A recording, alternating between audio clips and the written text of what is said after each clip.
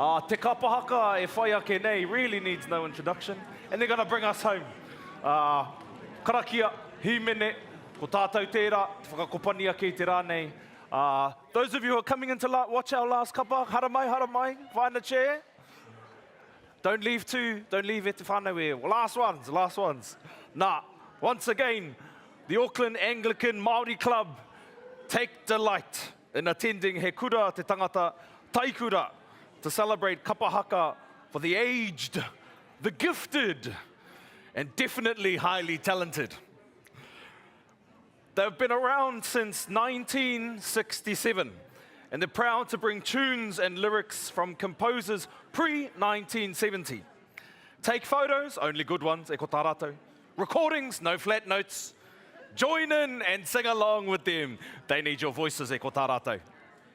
Ka mai. Koe nei rātou, when I love the pink, eh? I love the pastel colours that our whānau have been wearing. Actually, can we have a big round of applause for ngā kaiwhakarākei I o tātou kaihaka? It's all good, the beautiful voices, the beautiful nekehanga, te reo, ngā kōrero, engari, they gotta come looking good. And haven't they looked good e te whānau? Tēnā koutou, tēnā tātou. Ka te tiro ake au ki te rōpū nei ka mahara Kingi I haka me ngā taonga tuku iho. Kia mātou ngā mei tupu ake I te taitokerau especially. Matua John, te nāhoe, especially for all the, you know the ones when you kind of get sat down and go, okay, e te whānau, you got all those, it's one kupu you've got wrong for like 70 plus years. Anei, whakatikaina. Nā, mihi ana. Koe nei, ko te rōpū, te neira te rōpū mihingare no tāmaki makaurau, te kapahaka o te taki, o te whakapono, whakanui ara tēnei kapa e te whānau, te whakaeke nei.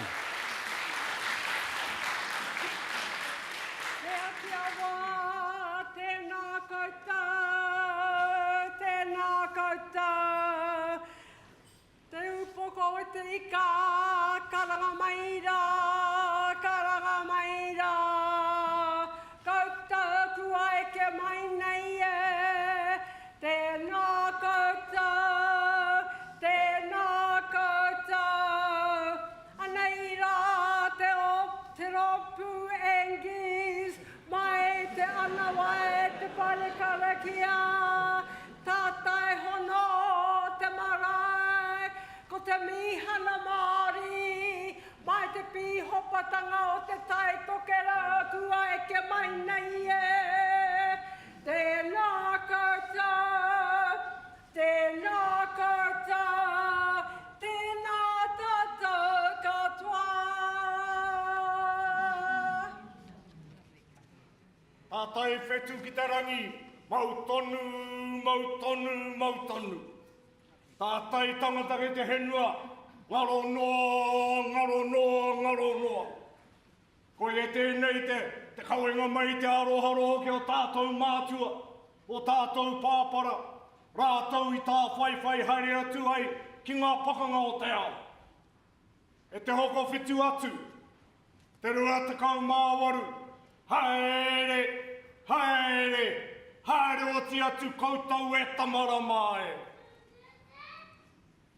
Ngā maunga o kirihi, ngā manga o kiriti, I he tuki ai ngā pūrepo e. Ko te wero, ko te patu, ko te haka, ko te ngiri.